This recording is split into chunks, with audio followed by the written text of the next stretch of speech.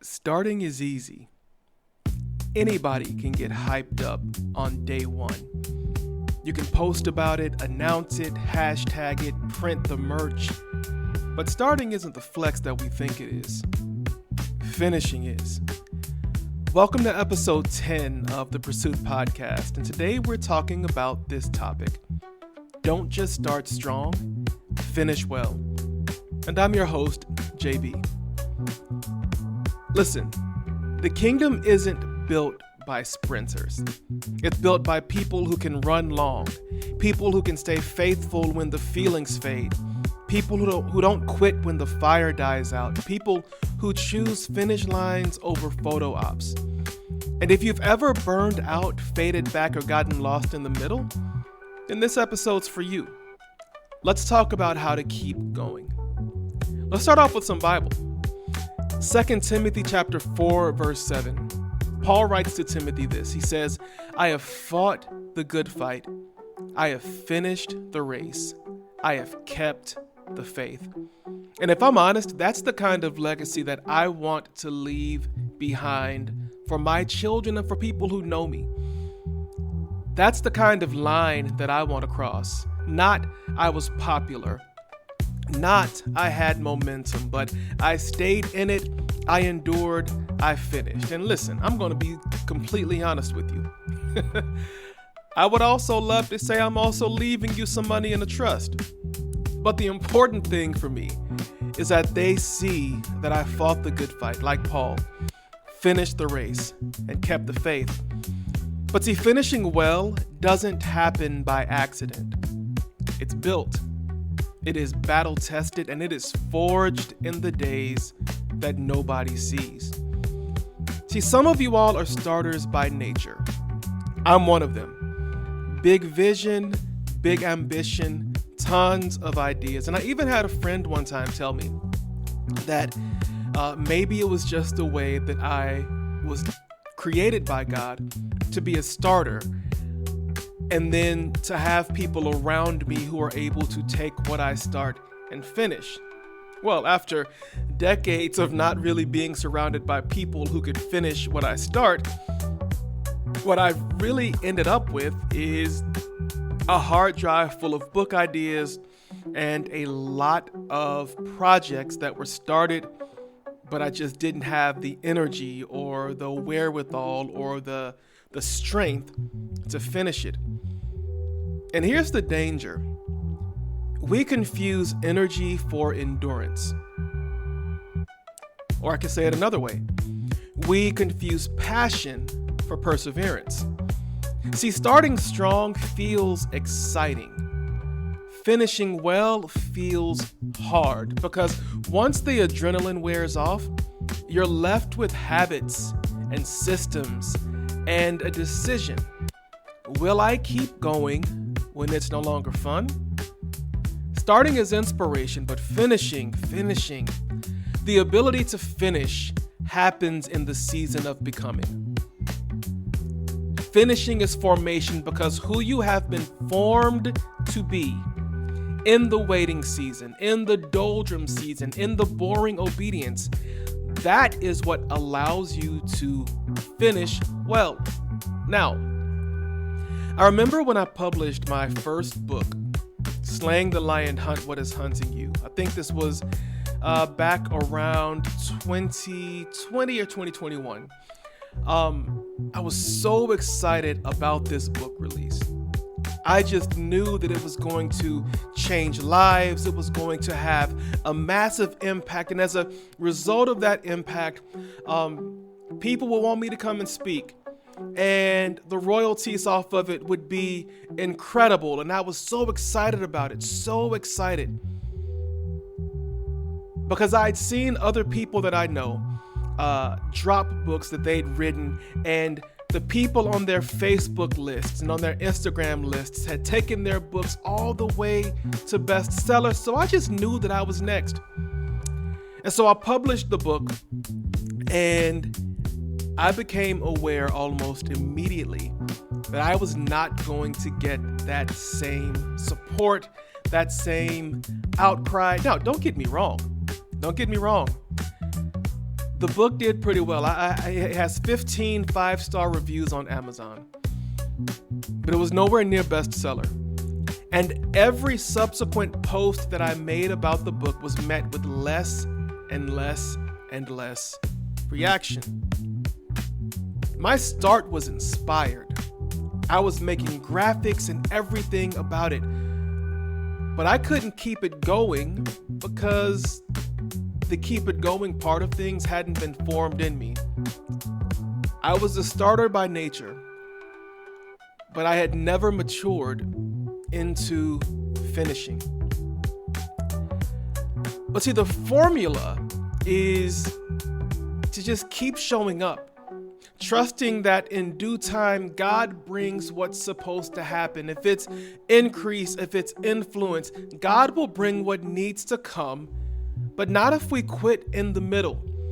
And I can admit to you that I have been a serial middle quitter. And I just got tired of it. So let's talk about why we quit so soon. Like what is it that kills the finish? So number one, I think you can guess it. It's comparison. You're not running your race, you're running someone else's race. Hebrews 12, 1-3, Paul talks about us being surrounded by a cloud of witnesses. Let us run the race. And here's the thing about running the race. Any runner will tell you that while there are a lot of people on that starting line with you, you're only zoned into your lane. You have to run your race, because if you're trying to run someone else, you can't run someone else's race.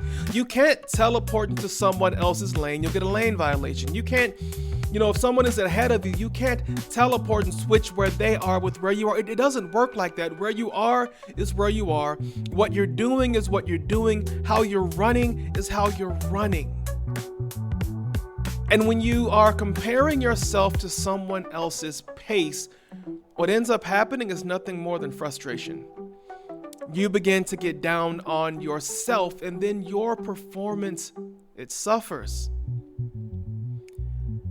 I, in my life, have been really bad about comparison. I have been really bad about looking at what everybody else is doing and comparing it against where I am, even though the context might be completely different, even though the product might be similar, but the context different, the audience different. I have been bad all of my life about comparison. And that's the truth. But number two is discouragement. Comparison leads to discouragement because you're measuring results instead of measuring obedience. What are you measuring today? What are those metrics in your life that you are comparing yourself up against, that you're measuring yourself up against? Distraction. You're starting too many things and you're mastering none. The whole idea of a jack of all trades, master of none, we sometimes wear that as a badge of pride, but I don't think that there's honor in that. What God has given us to do, what God has given you to do, what God has gifted each and every one of us to do, I believe that God expects us to master those things, to become more than average, to become more than capable, but to put the work in and to cultivate the gifts that God has placed within us. Now, I could be wrong, okay? Maybe God is okay with us giving us something, and you know what I'm saying? As a parent,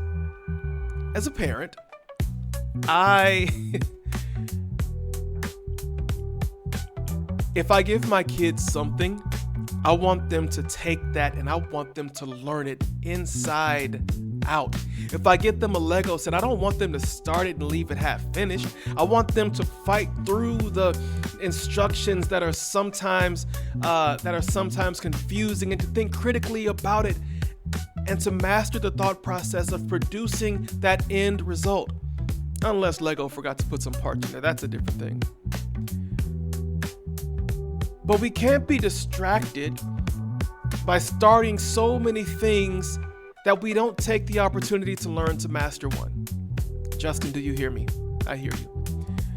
But then the last reason why we quit so soon is comfort. And that's when we've settled into neutral because stretching hurts too much. Honest moment.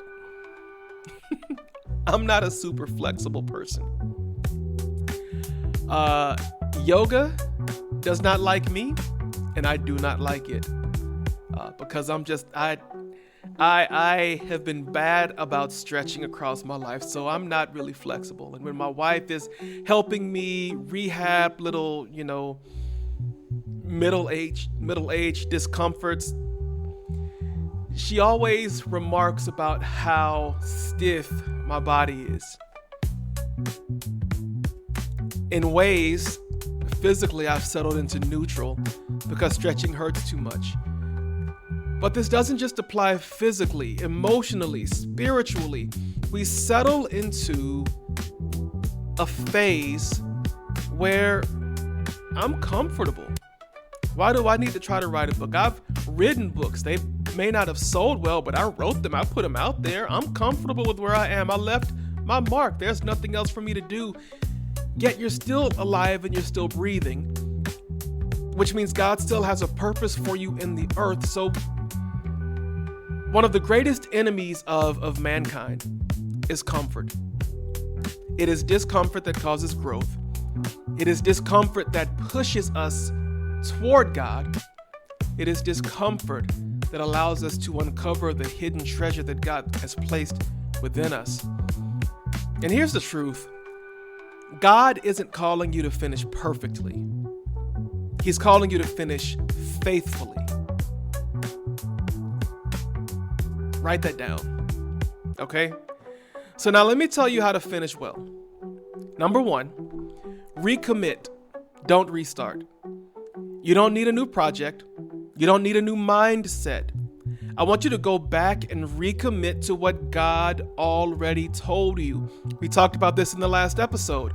So many of us are asking for the next thing or the higher thing when God is saying, go back to the old instructions I gave you that you're still not being obedient with. Many of us, we don't need to restart something new. We need to recommit to what God has already had us doing in the first place. Go finish that book. Go finish that first business proposal instead of starting something new. Number 2, run with your eyes on Jesus. Not with your eyes on results, not with your eyes on followers, not with your eyes on applause. Hebrews 12:2 says, fixing our eyes on Jesus, the pioneer and perfecter of faith. And I read in a commentary once that the original Greek translation of fixing our eyes on Jesus, what it implies is completely taking your eyes off of everyone and everything else save for Jesus. So you are forgetting everything and everyone else around you, and you were only focused on Jesus. Our finish depends on our focus. And then number 3, let endurance become a spiritual discipline, because it's not just physical, it's spiritual. Hebrews 10:36 says this, you need to persevere so that when you have done the will of God, you will receive what he has promised. Finishing isn't about being the fastest. It's about being faithful to the end. And that's not a competition with other people issue. That is a discipline issue that I believe we could all do better about developing. Now, if you're listening to this and you've slowed down, or if you've listened with fire and now feel like you're dragging, or if you started with fire and now feel like you're dragging anyway, let me tell you what no one else may be saying. You don't have to be perfect. You just have to keep going. I dare you to dust it off, to get back in your lane, to breathe deep and take the next step. You're not too far gone. You're not behind. You're not done. If there's breath in your lungs, God still wants to use you. So finish strong. Not loud, not fast, just well. Just finish well. Can you do that? I believe you can. So thank you for rolling with me on episode 10 of the Pursuit podcast. If this episode spoke to you, if it spoke to something real in you, then would you do me a favor and share it? Shoot it to a friend who's stuck in the middle. Tell them that they're not finished, that they're just being formed. And if you haven't yet, subscribe to the podcast, leave a review, wherever you're listening, and let's just keep building this thing together. Remember, you don't have to be perfect. You don't have to be loud. You don't have to have it all figured out. Just keep pursuing what matters. Don't fake it. Don't force it. Just follow Jesus and keep becoming. I'll see you next time.